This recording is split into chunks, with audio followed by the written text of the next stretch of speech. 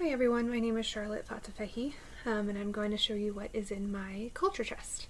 I took a simple plastic bin and put items inside. That's just the outside. Inside I have a few things regarding my identities. The very first one is a magazine clipping of a Caucasian, blonde, blue-eyed female. And that's my biggest identity, defining characteristic with who I am and the privileges I've been afforded in life because of the way I look. I'm realizing more and more, obviously, with these week's readings regarding white privilege and what that really means and what I have been afforded in life because of that. I'm becoming more grateful for that, and aware that it is a privilege by just being who I am. I know that, the big thing when I think of this concept that sticks out to me is that I have never been afraid to be pulled over by the police. I've never been scared for my life when I've gotten pulled over for a speeding ticket or a burnout taillight. And I realize more and more, especially in today's world, that is a privilege and that shouldn't be taken for granted. Something that I hope changes, but at this point we will have to see. The next item in my box is a little Capitol building with an American flag. I'm an American, born and raised in the United States, and I identify heavily with being an American. My family is American as well. Been here for generations upon generations. We identify with more that than any other European country, to be perfectly honest. The next item that I have that defines me is a picture of a young woman working from home, studying from home. To me, it just represents, education, pursuing goals. I identify heavily with that as well. Someone who works, who strives to be educated and to grow. The next item I have is it's a name tag. It's something that I wore every day for 18 months. I am a member of the Church of Jesus Christ of Latter-day Saints, and I identify strongly as a member of that church.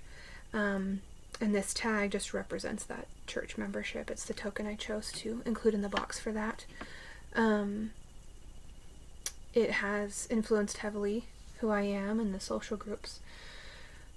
Belonging to that social group has afforded me several things in life. It's helped me multiple times when I have moved from locations to be able to find housing and employment, and have instantly a social network, built-in support system wherever I go, that has influenced me quite a bit throughout my life, and I identify heavily with that.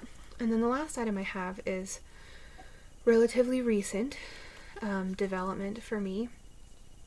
It is the little bracelet off of my baby boy, who was just born last week, my first child. He was born 9 days ago. And this represents that identity as a mother that for me is brand new, something that I am learning what that means. However, it has influenced me since pregnancy. When people found out I was pregnant, it's made a difference. People have looked at me differently. I now belong to that social group of women that call themselves mothers, and having shared that experience with other women who call themselves mothers is something that's new to me, and I'm learning exactly all of what that means, but it is something that I now identify as, and I feel like it's one of my core identities now at this point. It's so life-changing. For the lid, I did several magazine clippings that represent ideas of identities that I feel other people place upon me that aren't necessarily true of me. The first one being this elephant here. The elephant is actually there to represent the Republican Party, conservatism, because of my religion and skin color and everything, people assume that I am Republican. I am not. I don't identify with either political party, to be perfectly honest with you. So that's one identity that I don't actually have, that I feel as though people place upon me. This item here is a mother and a child, just to represent a stay-at-home mom. I have been getting that question since I was pregnant, and most have just assumed it would be what I would do, and it's not. I'm choosing to be a working mom, and not be a stay-at-home mom, but that's a identity that I feel others view me, and it's not necessarily true. This item here is just a picture of a home. Again, individuals tend to believe when they meet me that I was raised in a home with a mother and a father, and that it was your typical middle-class home, when that is not true. I feel as though people assume that because of my religion, but I actually was raised in a single-parent home. My parents never married. They separated before I was 3. I was raised with my mom in a 2-bedroom apartment the majority of my life. I benefited from the free lunch program at school and food stamps as a child. It definitely was not what most people assume my childhood was like. And then these last 2 items here are related. This first one here, and then these 2 I put together as one as well. This first one is actually a clipping from a weight loss ad. And then these, obviously, is a piece of cheesecake and a piece of chocolate cake. I am a heavier woman. I have been my whole life.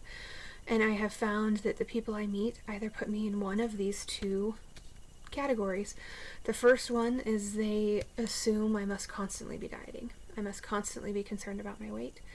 And the other is that all I do is eat sweets and make unhealthy choices and don't exercise or care about my body at all.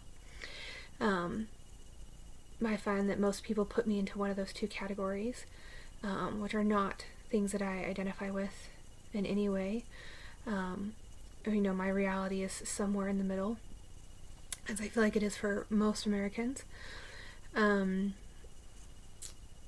So yeah, these are the items in my box. Identities that I both have and don't necessarily agree with, and yeah, thank you for your time.